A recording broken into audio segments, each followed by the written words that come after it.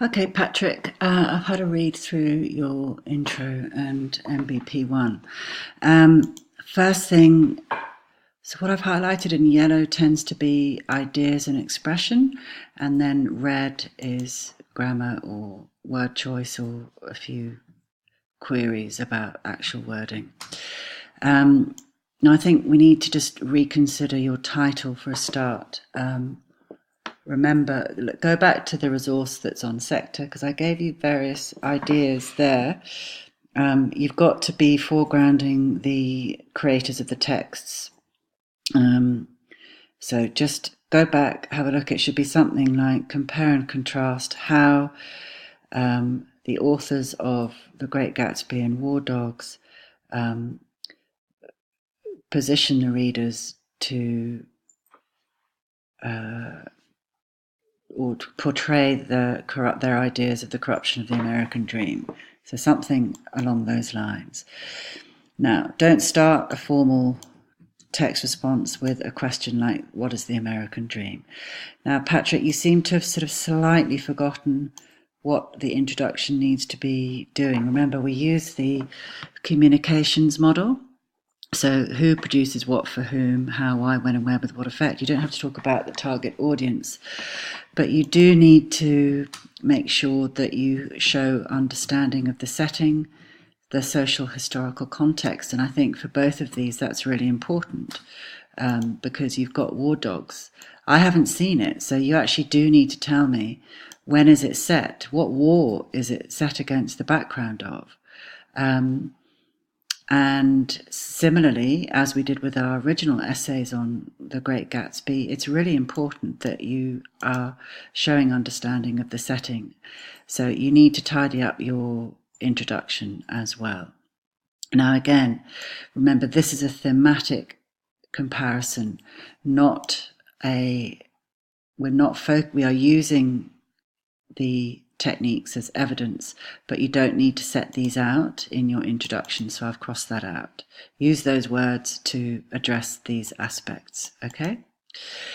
Now, your main body paragraph.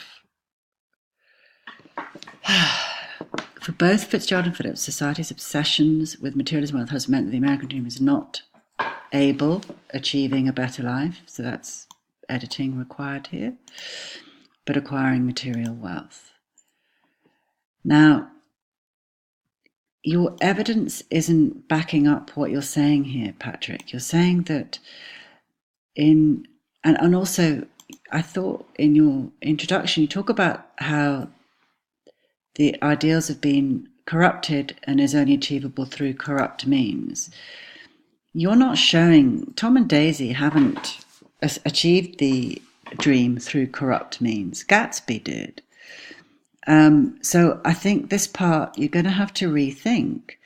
And the fact that you're saying that they're epitomizing society's obsession with wealth by the way they spent a year in France for no particular reason. Well, that's not really showing their obsession with wealth. That's showing that the utter shallowness that has accompanied their rich and privileged lifestyle. So you're going to need to rethink this paragraph, because I think if your focus is on, and I looked at your logical questions, it seems that you've said in your plan, for both wealth has corrupted the values of the American dream. But don't seem to be really highlighting that in what you've written.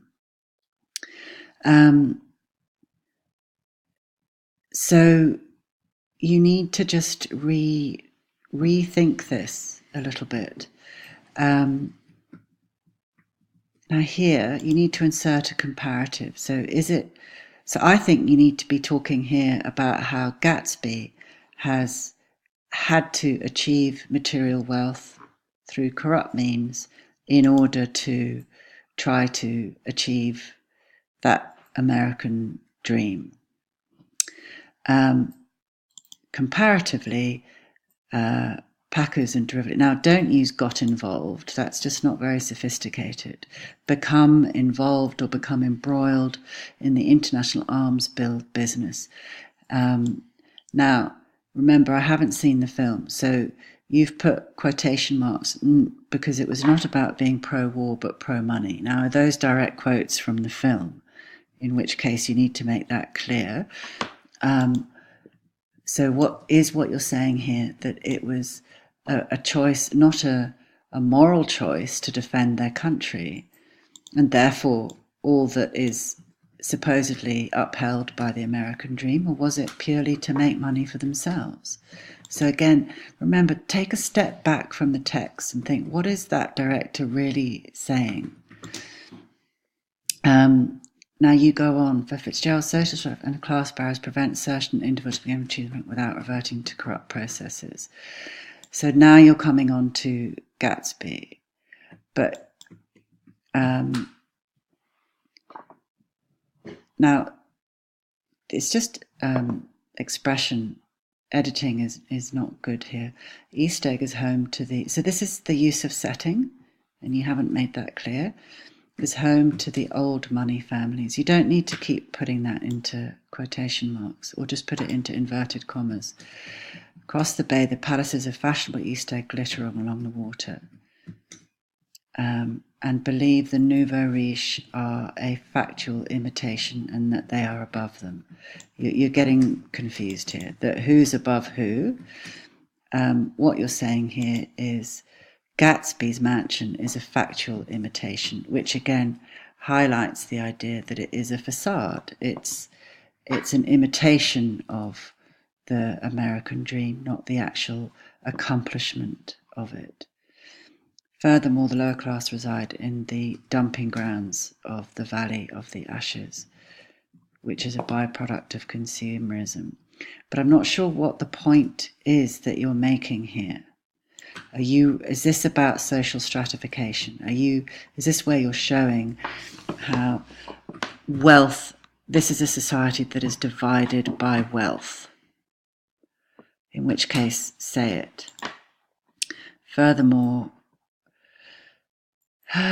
while Philip, so what is this? Again, you're not analysing the effect on the reader. So what is this evidence telling the reader? So you need to be putting in your AN2 here. What's the effect on the reader? How does that help us to engage with his central idea? And here you're saying, well, Philip suggests that members of society become obsessed with wealth and go to extremes to achieve it. Well, surely this is the similarity with Gatsby. Hasn't he become obsessed with wealth and gone to extremes to achieve it? So I think you kind of need to rethink this first paragraph, Patrick. Packers and Diveroli exemplify this by the way they drove. And I remember we use present tense when we're referring to text because it's an ever-present tense. Again, you've given me no historical context, so you're saying a delivery of guns from Jordan back to Baghdad through the Triangle of Death, where Diveroli exclaims, that's just the AEY guarantee, baby. I have no idea what that means, Patrick. You need to put this into context for me. Now, unlike The Great Gatsby, you have to assume that I haven't seen the film, so you're kind of explaining it. I don't want you to retell it, but you've really got to be embedding your analysis well. Now, the long shot of the bandits chasing combined with quick successive close-ups. Again, make sure you're foregrounding that it's the director's use of long shot of the bandits.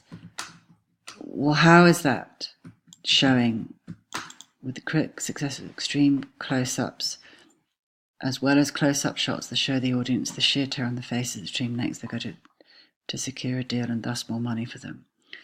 Both authors explore the corruption of the American dream and the subsequent effects it has on society.